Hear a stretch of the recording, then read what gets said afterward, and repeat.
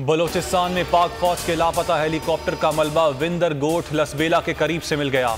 ISPR के मुताबिक core commander 12 core lieutenant general Sarfaraz Ali समेत 6 अफसरान शहीद हुए। इब्तदाई तहकीकात के मुताबिक हादसा खराब मौसम के बाइस पेश आया। सियासी और अस्करी क़यादत, बोल न्यूज़ और पूरी कौम का शोहदा को खिराज अकीदत। PDM और हुकूमती इत्तेहाद को धचका। तहरीक इंसाफ पर फॉरेन फंडिंग साबित ना हो सकी, ममनुआ फंडिंग साबित हुई। इलेक्शन कमीशन ने फैसला सुना दिया।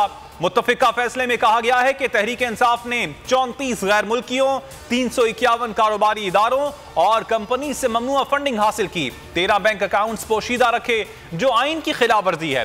फंडिंग जब्त होगी। तहरीक इंसाफ को शो कॉज नोटिस जारी।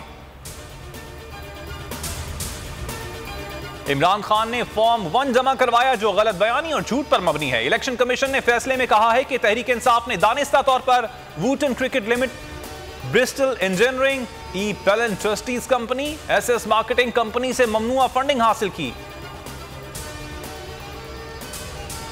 तहरीक इंसाफ का इलेक्शन कमीशन के खिलाफ एहतजाज का फैसला बरकरार। असद उमर कहते हैं कई साल से चलने वाले ड्रामे की आज नई किस्त पेश की गई। ये किस्त PDM के मुल्का इदारे इलेक्शन कमीशन ने पेश की।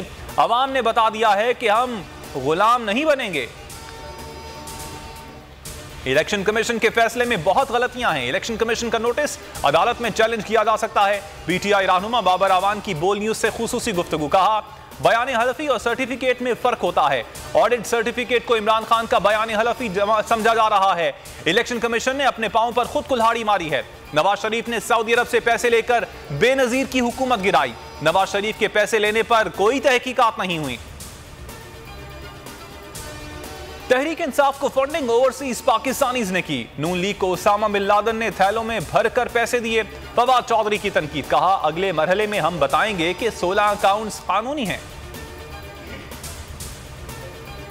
कौम इमरान खान के खिलाफ कोई भी फैसला सुनने को तैयार नहीं। शेख रशीद की बोल न्यूज की खुसूसी ट्रांसमिशन में गुफ्तगू। कहा 14 जमातों की सियासी साख आज राख बन गई है। चोरों से निजात हासिल हो गई। हुकूमत की गलतफहमी आज दूर हो गई। PTI पर पाबंदी नहीं लगी। लड़ाई झगड़ा खत्म करें, इलेक्शन की तरफ जाएं। अक्टूबर नवंबर में इलेक्शन होंगे।